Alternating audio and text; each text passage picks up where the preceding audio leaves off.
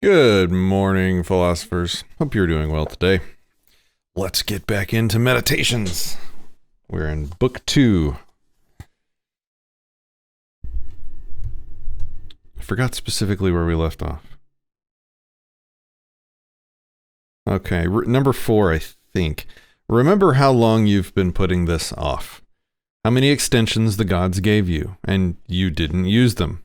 At some point, you have to recognize what world it is that you belong to, what power rules it, and from what source you spring. That there is a limit to the time assigned you. And if you don't use it to free yourself, it will be gone and will never return. Number 5. Concentrate every minute, like a Roman, like a man, on doing what's in front of you with precise and genuine seriousness. Tenderly, willingly, with justice. I'm going to read that again.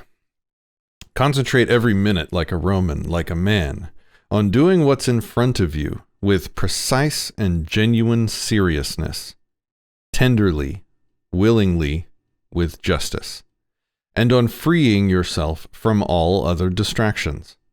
Yes, you can. If you do everything as if it were the last thing you were doing in your life, and stop being aimless. Stop letting your emotions override what your mind tells you. Stop being hypocritical, self-centered, irritable. You see how few things you have to do to live a satisfying and reverent life? If you can manage this, that's all even the gods can ask of you.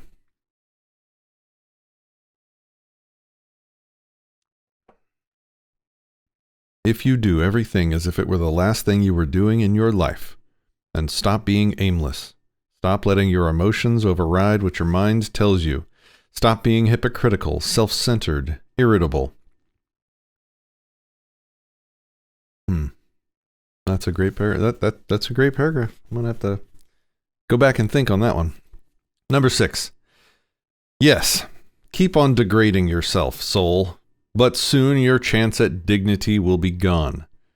Everyone gets one life. Yours is almost used up, and instead of treating yourself with respect, you have entrusted your own happiness to the souls of others. Number 7. Do external things distract you? Then make time for yourself to learn something worthwhile. Stop letting yourself be pulled in all directions, but make sure you guard against the other kind of confusion. People who labor all their lives but have no purpose to direct every thought and impulse toward are wasting their time, even when hard at work. Number 8. Ignoring what goes on in other people's souls. No one ever came to grief that way. Interesting. Ignoring what goes on in other people's souls, no one ever came to grief that way. But if you won't keep track of what your own soul's doing, how can you not be unhappy? Number 9.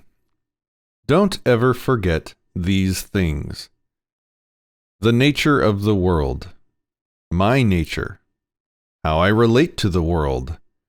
What proportion of it I make up. That you are part of nature and no one can prevent you from speaking and acting in harmony with it, always. Number 10. In comparing sins the way people do, Theophrastus says that the ones committed out of desire are worse than the ones committed out of anger, which is good philosophy. The angry man seems to turn his back on reason out of a kind of pain and inner convulsion. The angry man seems to turn his back on reason out of a kind of pain and inner convulsion. But the man motivated by desire, who is mastered by pleasure, seems somehow more self-indulgent, less manly in his sins. I see that. Theophrastus is right, and philosophically sound, to say that the sin committed out of pleasure deserves a harsher rebuke than the one committed out of pain. The angry man is more like a victim of wrongdoing provoked by pain to anger. The other man rushes into wrongdoing on his own, moved to action by desire. Number 11. This is another massive one for Stoicism. This is memento mori. Here we go. This one paragraph can and should change how you live your entire life. Number 11. You could leave life right now. Let that determine what you do and say and think. If the gods exist, then to abandon human beings is not frightening. The gods would never subject you to harm. And if they don't exist or don't care what happens to us, what would be the point of living in a world without gods or providence? But they do exist, they do care what happens to us, and everything a person needs to avoid real harm they have placed within him. If there were anything harmful on the other side of death, they would have made sure the ability to avoid it was within you. If it doesn't harm your character, how can it harm your life? Nature would not have overlooked such dangers through failing to recognize them, or because it saw them but was powerless to prevent or correct them. Nor would it ever, through inability or incompetence, make such a mistake as to let good and bad things happen indiscriminately to good and bad alike.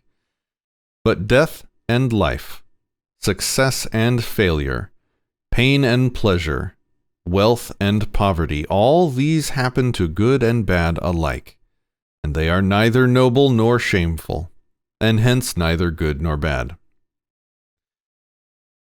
So if you look at this from a superstitious point of view, I guess it makes like face value sense. But if you look at it from a more rational skeptic point of view, it on its face is a lot of nonsense. But I think there's a lot more to it than that. First of all, the first sentence, you could leave life right now. Let that determine what you do and say and think. This is something that you should think about often. Like, you could die right now. It could be over right now. So are you going to be happy with what you're doing and saying and thinking right now? With that as the case? Are you happy with your plans for the day? Are your priorities where they need to be for the day if this is your last day? If tomorrow is your last day, are your priorities where they need to be? Have you told the people you love that you love them? Have you spent time with them? Would you be proud of what you did yesterday if today was your last? These are the kinds of questions that I think are super powerful and super motivating and super fulfilling. Like, to be able to look back on yesterday and say, well, you know, if I die today, I handled yesterday as well as I could have, and I'm proud. I'm proud to have lived the life that I have led up to this point. I haven't left any loose ends. You know, these are good questions to ask yourself. You could leave life right now. Let that determine what you do and say and think.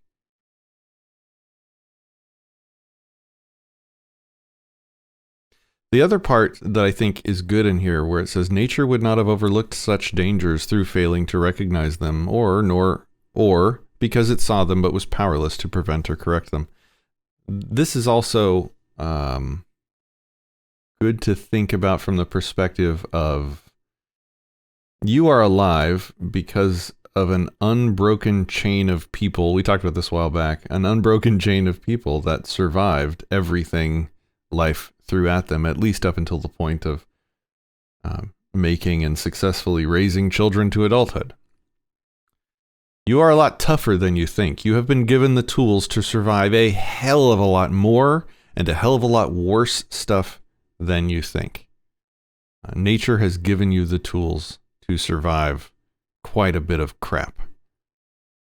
I think, what did we say a while back? It was, why can't you survive this?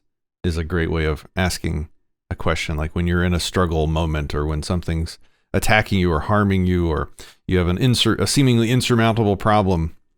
Well, nature's probably already given you the tools to survive it.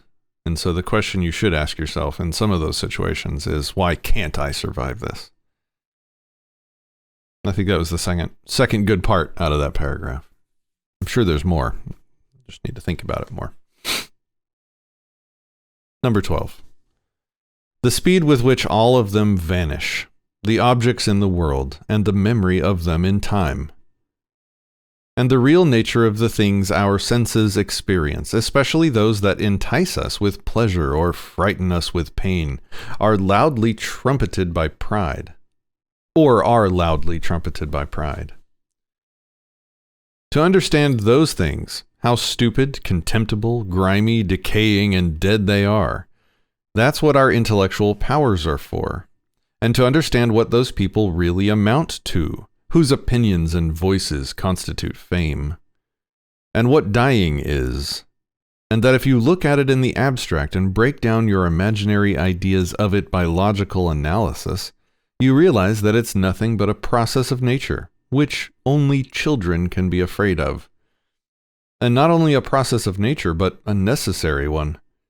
And how man grasps God, and with what part of himself he does so, and how that part is conditioned when he does.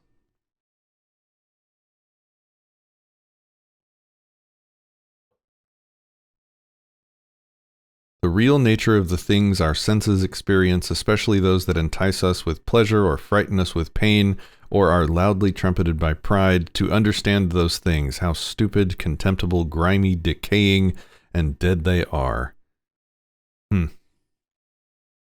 So much to think about. Number 13. Nothing is more pathetic than people who run around in circles, quote, delving into the things that lie beneath, and conducting investigations into the souls of the people around them, never realizing that all you have to do is to be attentive to the power inside you and worship it sincerely. To worship it is to keep it from being muddied with turmoil and becoming aimless and dissatisfied with nature, divine and human. What is divine deserves our respect because it is good. What is human deserves our affection because it is like us. And our pity too sometimes, for its inability to tell good from bad. As terrible a blindness as the kind that can't tell white from black. Number 14. Even if you're going to live 3,000 more years, or 10 times that, remember, you cannot lose another life than the one you're living now, or live another one than the one you're losing. The longest amounts to the same as the shortest. The present is the same for everyone. Its loss is the same for everyone, and it should be clear that a brief instant is all that is lost.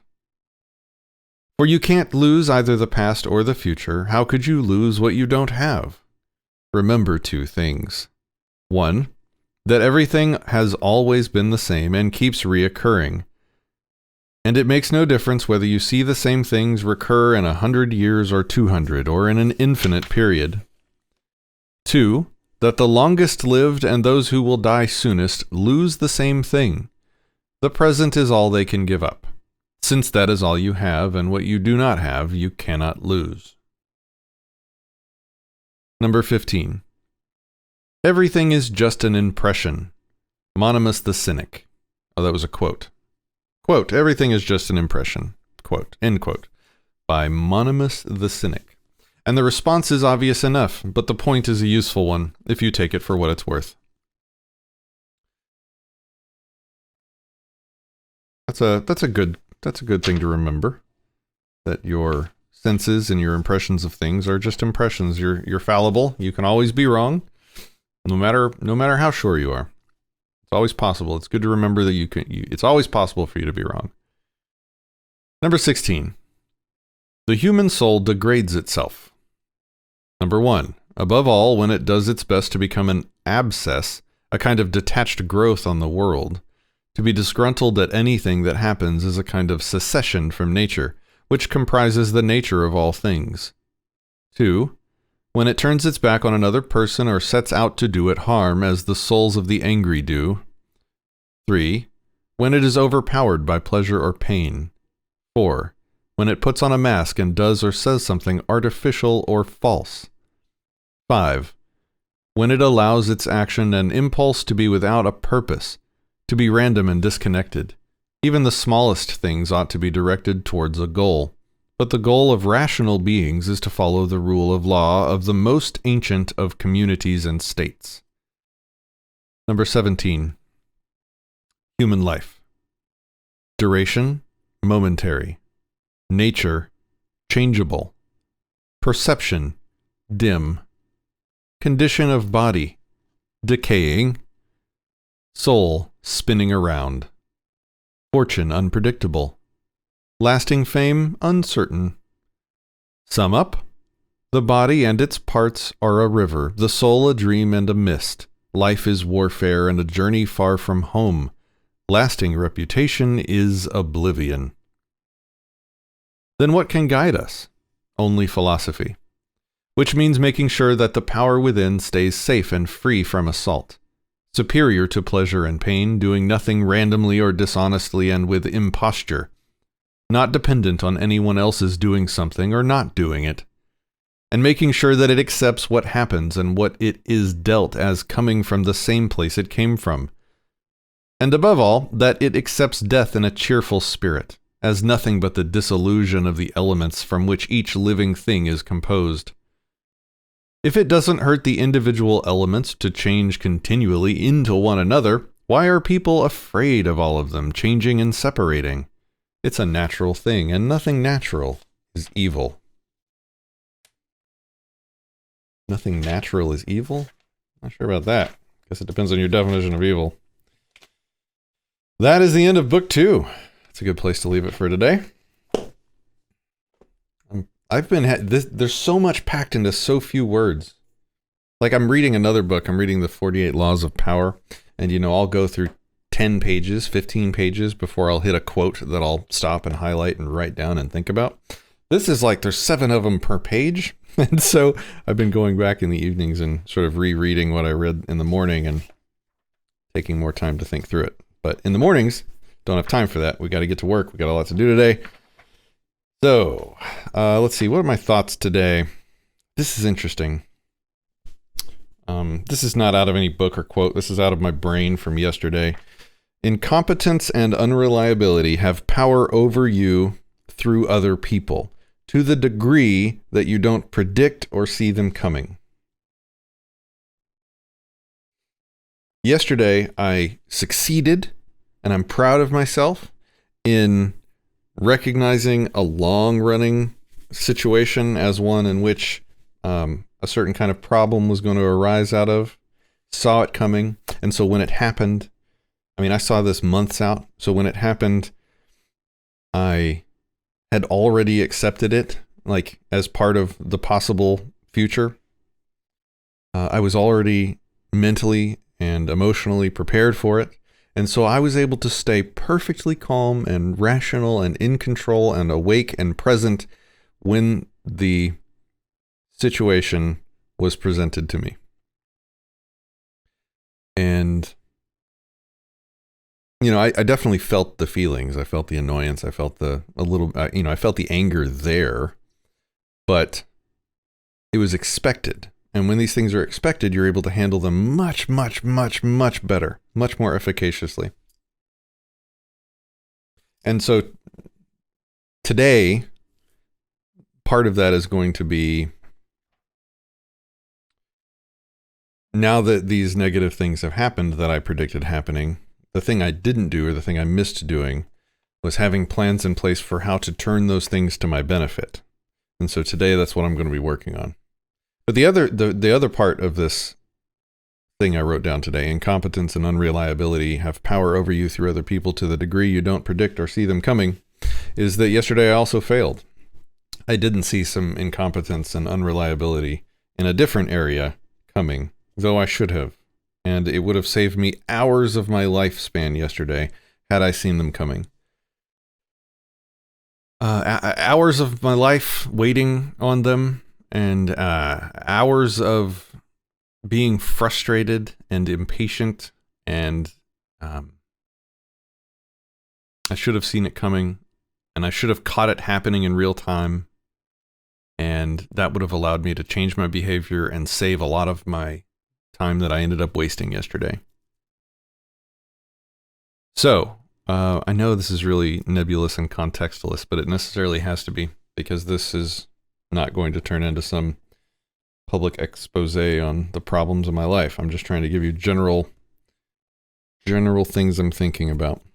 So today, I'm going to work on turning the negatives that happened yesterday into things that I can at least benefit or use to help or trigger something good that will come of it.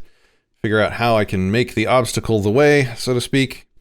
And I've got a busy day today. I'm doing a bunch of welding projects. I'm excited. All right, guys. Have a great day. I hope you're still enjoying these.